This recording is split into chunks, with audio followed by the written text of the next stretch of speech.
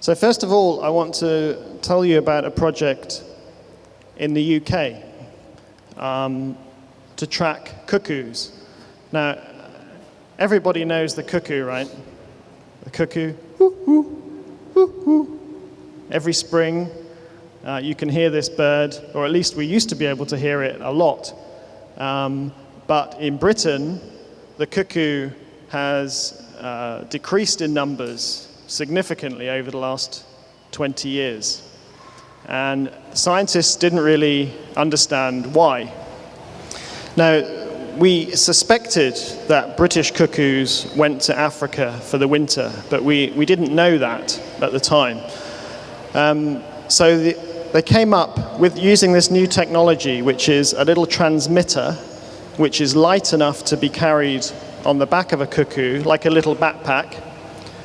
Scientists fitted some of these transmitters to the cuckoos, and the idea was that they would be able to find out where they went for the winter and the route that they took to get there, and that might give us some clues about why the cuckoo has declined so much in the last 20 years.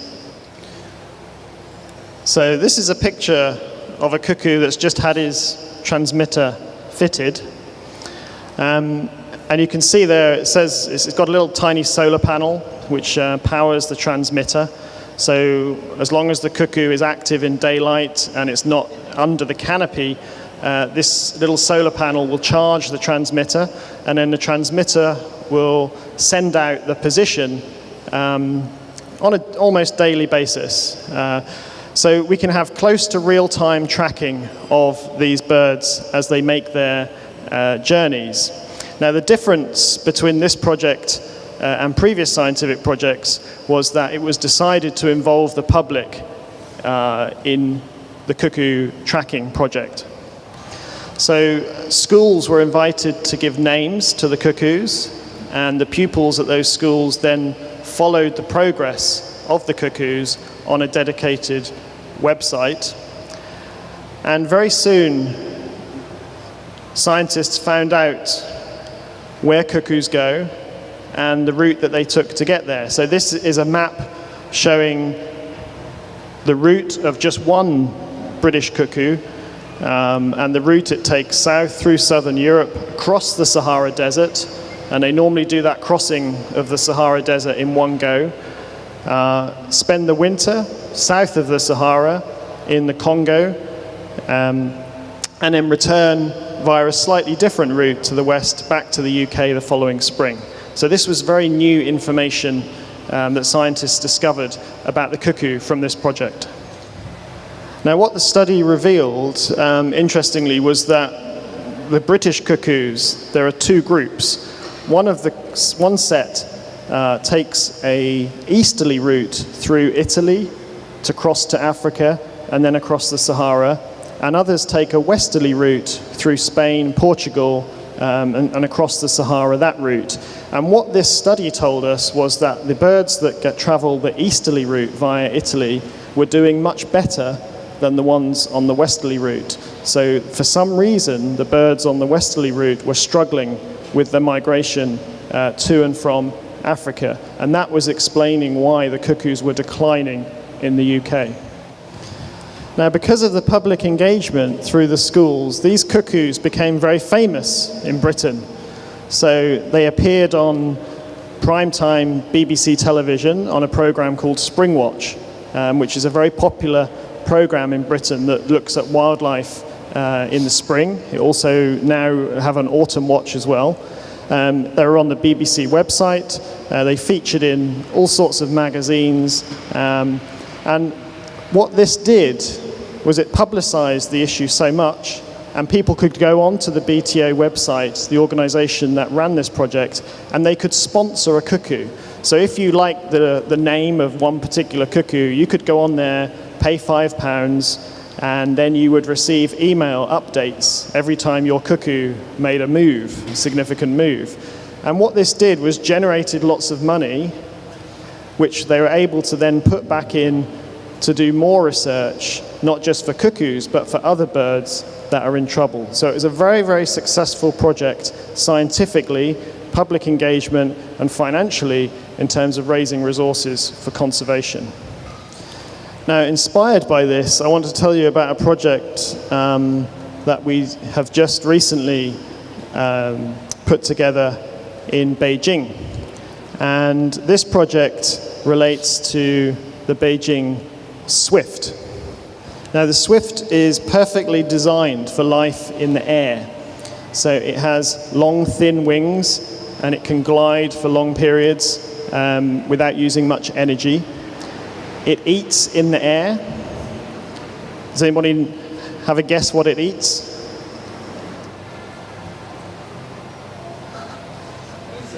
Insects, yes, flying insects. So it will catch flying insects while flying around. It drinks in the air. So when it rains, it will simply open its mouth. And if it hasn't rained for a while and it's thirsty, they will swoop down very low over the water with their mouth open and just scoop up a few drops of water that way. They catch nest material in the air as well, so flying leaves in the wind and things like that. They even have sex in the air. Everything is designed for life in the air with this bird. Now, this is a picture of a pavilion in the Summer Palace in Beijing.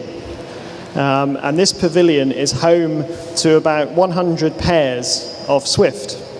And every year, the swifts arrive in April, and they leave again at the end of July. And nobody knew where they went. Now, the Beijing Birdwatching Society had been running a project with these swifts for several years where they fitted little metal tags to the legs that had a unique number on that tag. And so if that swift was found somewhere else, hopefully the person who found it could report it, and they would find out maybe information about where these swifts go. Now, over a number of years, they were able to learn how long they live, because they fitted these tags to the birds. They re-caught them often every year, because they come back exactly to the same place every year. So they learned a lot about how long they live, and also that they were very faithful to the sites, so that they came back year on year. But they never found out where they went. So using ultra-modern technology, because the swift is a small bird, it only fits into the palm of your hand, so it doesn't weigh very much. They're too small to fit the transmitters on that we fit to cuckoos. They're too small for that. But there are these devices called geolocators, which are much lighter. Now, these don't transmit a signal, but they record data about the light levels at certain times of the day. And from using very clever software, you can then work out the position of those swifts by downloading that data.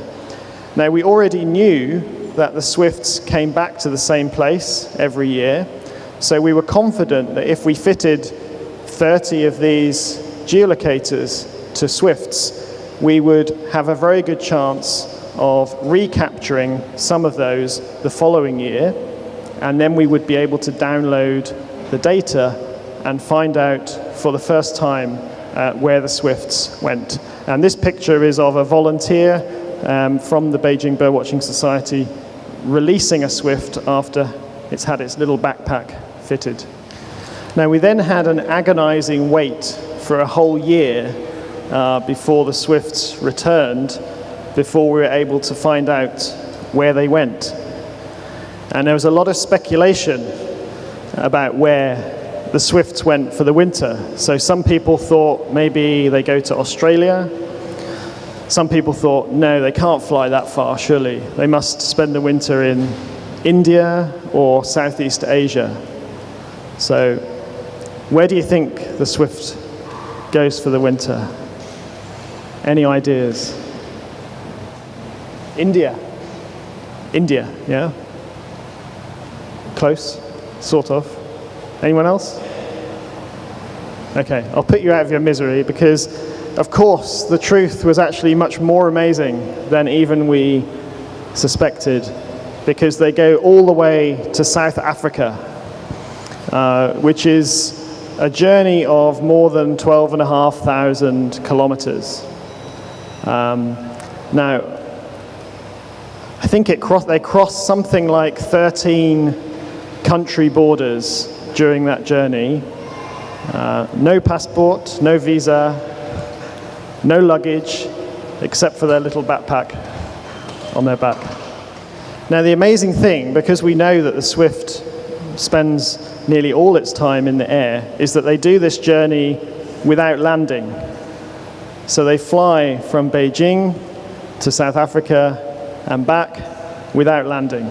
The only time they land is to breed, to lay their eggs and to feed the young. So this enormous journey, I mean, we think Usain Bolt is a good athlete. He's nothing on Swifts. Okay, they fly the distance halfway to the moon in their lifetime. So it's an incredible little bird that fits into your palm of your hand, makes this amazing journey. And perhaps even more amazing, by the way, is that the young swift, when it leaves the nest for the first time, it may not land again for 3 years, because it will only be able to breed when it's 3 years old. It's only old enough to breed. So it may not land for 3 years, which is an amazing thing to contemplate. And apparently, just before the baby swifts leave the nest for the first time, they do these little press-ups on their wings in the nest. And the idea is to strengthen those wing muscles, because they know that when they leave the nest, they're going to be flying for a very long time. So they need that stamina. So apparently they put little cameras into the nest boxes, and you can see them doing little press-ups like this on their wings, which is amazing. Now, I'm from the UK originally, so when we got this data and we sent it to scientists in the UK and in Europe, what was very interesting to see was that the Beijing swifts, you can see on this map, I'm sorry it's not really clear, but the red line is the Beijing swift in autumn, the route that it takes in autumn. And the important color there at the bottom is the black, and that's where the Beijing swift spends the winter. Those little black dots each one represents an individual swift in the winter. Now, if you look on the left-hand side, you can see that the British swifts, which are tagged in Cambridge, the very famous university there, those birds take that blue route and they spend the winter in the green area, so just a little bit north and east from the Beijing swifts. Now, the really interesting thing is that on the way to those wintering areas and on the way back in spring and autumn, they mix together in the Congo. So in the Congo, you can see Beijing swifts and European swifts all mingling together before they go their own separate ways to their own breeding areas and back again. So this was really fascinating for me, for somebody from the UK, to see how the Beijing swifts actually meet up with the swifts that I'm familiar with from back home. Now, the really cool thing about this project was that it involved lots and lots of volunteers from all different aspects of life. So there were a few professional scientists at the heart of it, and helping people to understand how to fit the tags, how to catch the swifts, how to handle them correctly. But the vast majority of people involved in this project were volunteers. So we had teachers, we had students, we had bus drivers, you name it, we had involved with this project. So the reach in terms of society was much greater than if it had been just a purely scientific project. And of course, it's such an amazing story that, not surprisingly, it hit the media. And again, not just the scientific journals, but mainstream media. So Xinhua, for example, who I'm sure you all know, one of China's biggest news agencies, published an article in Chinese and English about the swifts. The Guardian in the UK also did a newspaper article and an online article. And there are many others as well, not just from China and Britain, but also from some of the countries on the route. So African newspapers, Indian newspapers, and so on. And that's not to mention, of course, social media, which these days is very powerful and has a huge reach. Now, one of the coolest things from this project, which we didn't expect, was that one time I was at a Chinese school talking about the Beijing swift. And at the end of the discussion that we had, they asked me if swifts were doing well, or if their numbers were increasing or decreasing. And I had to tell them that the numbers are decreasing. And they said to me, why are the numbers decreasing? And I said, well, they're losing their homes. A lot of the old buildings in Beijing, which have these little nooks and crannies for them to nest in, are being taken down and replaced with new big shiny buildings, straight edges, and no holes for them to climb into. And so they said, well, can we make new buildings more friendly for swifts? So, funnily enough, we can. There are little special swift bricks and attachments that you can add to new buildings. You can include them in the design or retrofit them afterwards. And these have been trialed successfully in Europe. And so the children in the class said, can we write to the CEOs, the heads of the companies, the building companies in Beijing, and ask them if they can change their designs to make them more swift friendly? And so that's what they did. And we're now having a conversation with the biggest real estate development company in Beijing about just this issue. And that would be a super cool outcome of this project. So after the success of this project and the coverage that we had, we decided, what do we do next in Beijing? So we looked at the options and we thought, okay, let's do a Beijing cuckoo project. Because we know the cuckoos can carry the transmitters, we know the success of the British project, so why not do it in Beijing? And so this spring, in May, in Beijing, we were fortunate enough to have the scientific expert from the UK who was involved in that cuckoo project to come over to Beijing, and he helped train some local Chinese bird banders, and he oversaw the catching and fitting tags to 5 Beijing cuckoos. And the 5 cuckoos, the famous 5 as we call them, are pictured on this screen with their names. And those names were given to the cuckoos by Beijing schools. Now, of course, the good thing about cuckoos is that we can fit the transmitters, so not the geolocators, but the transmitters. So we don't have to recatch them. These guys are transmitting nearly all the time, so we can follow their progress every day. This is just a list of the project partners. I obviously need to put this up because some of them have provided funding for this, for which we are extremely grateful. And so it was a great team effort between Chinese organizations, the Beijing Wildlife Rescue and Rehabilitation Center, and the China Birdwatching Society, and funded by 3 organizations, the Oriental Bird Club, British Birds Charitable Foundation, and Zoological Society of London. And this is a photo of one of the cuckoos getting its tag fitted.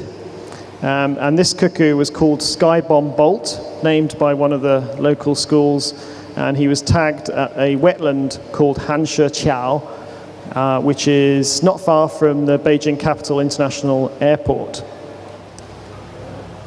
Now again, this project had participation of many volunteers and the involvement of local schools. And there's just a few pictures there. The first one of a young girl releasing one of the tagged cuckoos. The top right picture is one of the schools voting for their favorite name. So each class in the school came up with a suggestion, and then the whole school voted on those options. I think they enjoyed the freedom to have a vote.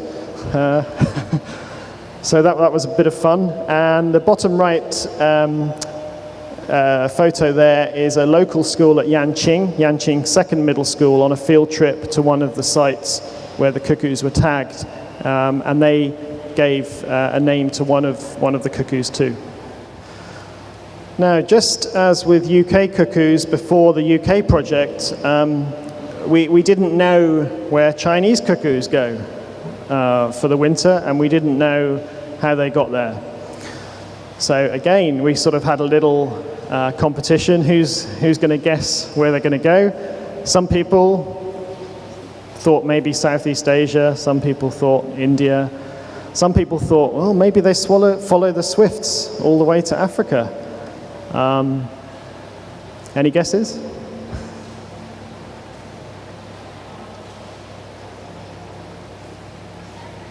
Australia. Good guess.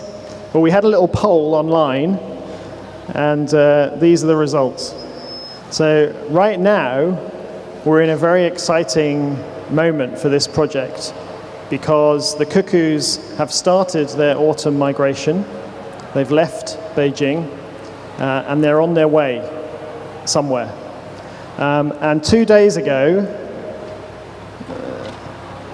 this is where 3 of them are, and this shows you the sort of trajectory, the route that they're taking, and they're all taking a pretty similar route. So first thing I should say is that one of the cuckoos that we tagged in Beijing, when we tagged it, it was still on its spring migration, so it hadn't arrived at its breeding grounds and actually went north after we tagged it into Mongolia, on the Mongolia-Russia border, where it spent the summer. Now, in late July, they started to move, and you can see that they traveled pretty much south into southern China, obviously going around the Tibetan Plateau rather than going straight over, because the Tibetan Plateau is quite high, it's hostile really to cuckoos. So they go round the Tibetan Plateau, they've gone through Myanmar, Bangladesh, and this was 2 days ago, 2 in India and 1 in Bangladesh.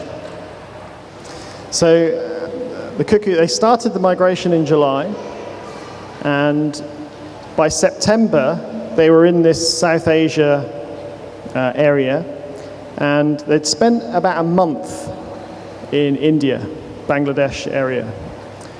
And at this time, all my colleagues that had predicted India were rubbing their hands, expecting us to buy them drinks and so on. And then last night, so they spent a month in South Asia. Last night, we had a very exciting update, because one of the cuckoos made a big move.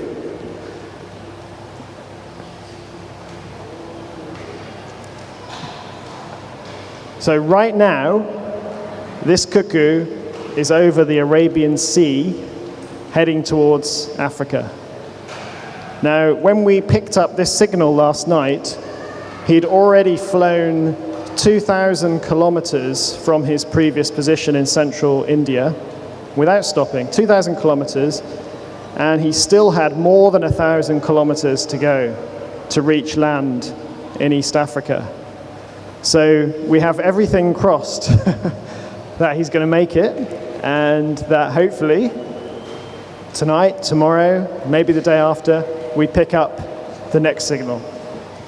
Now, we expected, if they did go to Africa, we thought they would probably go around here, and avoid a long sea crossing.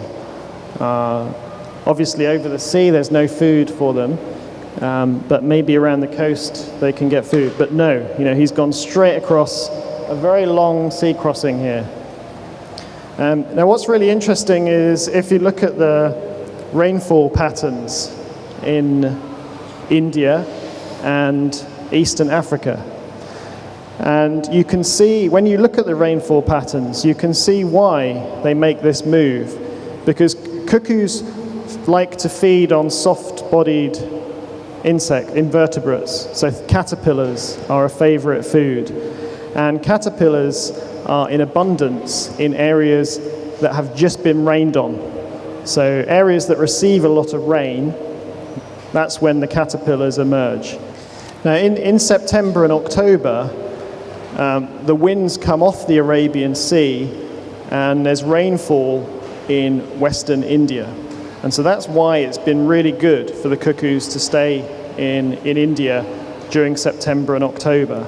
But at the end of October, the winds change, the monsoon winds change, and they pretty much reverse. So then the winds are from the northeast, going towards the Horn of Africa, the East African coast, and then that's where it begins to rain. So the rains come to East Africa at the end of October, November, and so on. And so that change, fits perfectly with that. You can see why the cuckoo strategy is to spend that time in India, and then when the winds change and the rains change, they take this sea crossing to East Africa. So that's what we think is the reasoning behind the cuckoo making that move across the sea. Now I'm just going to zoom in a little bit here to show you the track in a little bit more detail of this particular cuckoo. And you can see there are several sort of points where we've picked up the signal. Now we know obviously from the time of that signal, each one has a time, so we can see the distance covered in the time frame between the 2 points. And what we saw here was that he slowed down significantly right over the middle of the Arabian Sea. And when we looked at the weather patterns, the wind patterns, you could see at that point he hit a headwind. So he was halfway across and he hit a headwind, which obviously slowed him down.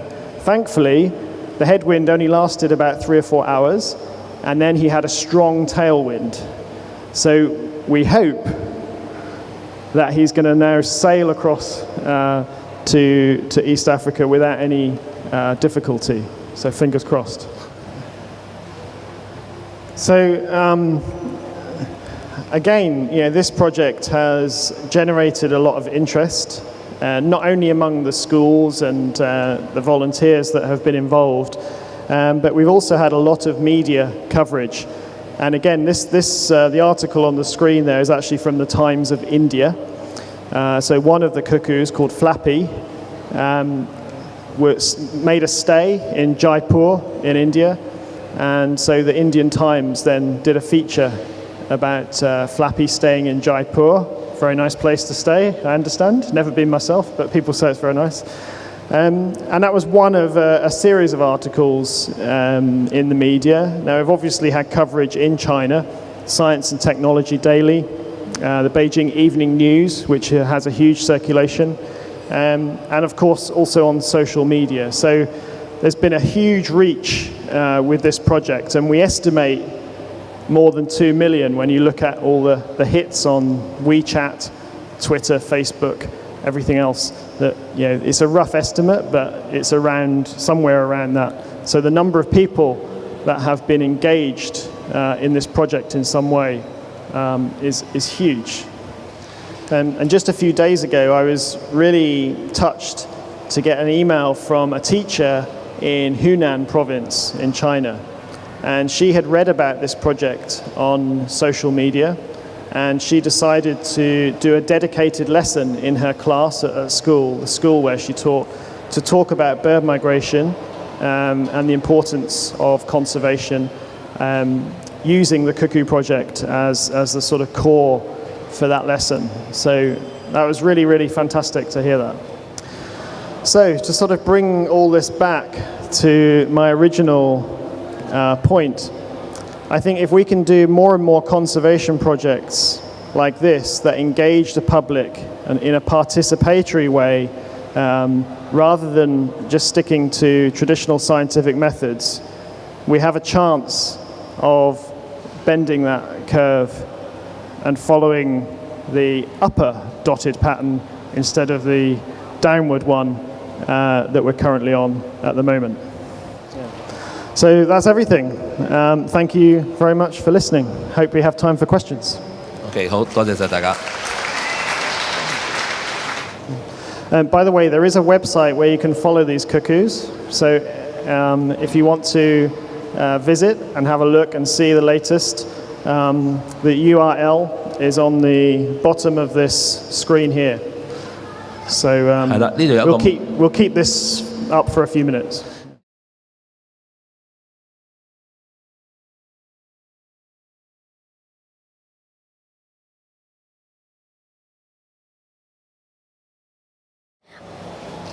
May I ask, why do you choose just the cuckoo and the swift as the focus subject, but not other species? Well, I would say that the reason we chose the swift for Beijing is that it's such a well-known bird in Beijing. And it's the same with the cuckoo as well. It's a very well-known bird that everyone knows the call. So they're both birds that people can associate with. Another reason for the cuckoo is, of course, that we already have experience of that in the UK. So we were able to use that experience here rather than trying something completely new. But I would also say that we're just scratching the surface here. There's so many other amazing things to be discovered out there, and we've just done 2 projects. There are probably another 100 that we could do if we had the resources and the knowledge. This is just the start. And I hope that using modern technology, we can find out even more amazing things about not only birds, but also maybe animals as well. Hello. How did you find the cuckoos to track? How did you find and capture them to put the GPS? Yeah. Good question. Of course, you don't just sort of go cuckoo and one lands on your hand and then you can put a tag on it. It's quite a complicated process to catch a cuckoo because they're not stupid. So the way to do it is you actually have some special nets and you put them up in areas where there is a high density of cuckoo. And then you have a female cuckoo, a stuffed one from the museum, and you play the call of the female cuckoo when she's ready to mate. And the male cuckoos cannot resist it. They come in and try to mate with the stuffed female cuckoo, and some of them will go into the net. So you're able to catch them and then fit the tag and release them. Now, obviously, you try to minimize the stress as far as possible. So you have everything ready so that when the cuckoo's caught, you have a quiet space where you can just get on with the job, fit the tag and release the bird as soon as possible, normally within just a few minutes, so that the stress is minimized. But it's quite a complicated process to catch them. They're not easy. Do you catch it again and take the tag off, or does it fall off, or stays there, or? They're not so loyal as swifts in terms of coming back to the same area. They'll come back to the same general area, but maybe not the same specific place. So they're very, very difficult to recatch, and that's why we have to use transmitters rather than the geolocators on swifts. Now, it's very likely that the cuckoo will carry this for the rest of their life. There are very strong, strict guidelines about the weight. If the weight of the tag is less than 5% of the body weight, then you can fit a tag, according to the strict rules of the British Trust for Ornithology, whose rules we follow. And that's been proven to not cause a problem for the birds. So, they've had cuckoos going backwards and forwards for many years, carrying a tag without a problem. If the cuckoos are underweight, then we don't fit them. So in Beijing, we actually caught 16 cuckoos, but only 5 of them were heavy enough, using that strict criteria to fit a tag. So we only fitted 5. Yeah. Hi, Terry. Just wondering, have you ever tried to put a camera on the back of a cuckoo? A camera? No.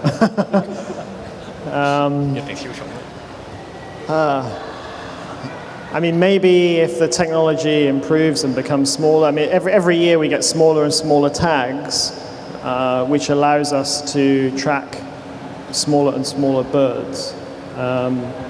But I think you have to weigh up the advantages, what you're going to get out of doing a tagging operation, and the potential cost to the bird, because of course there is some stress for the bird in terms of being caught and having to carry something. There's certainly an element of stress in that process.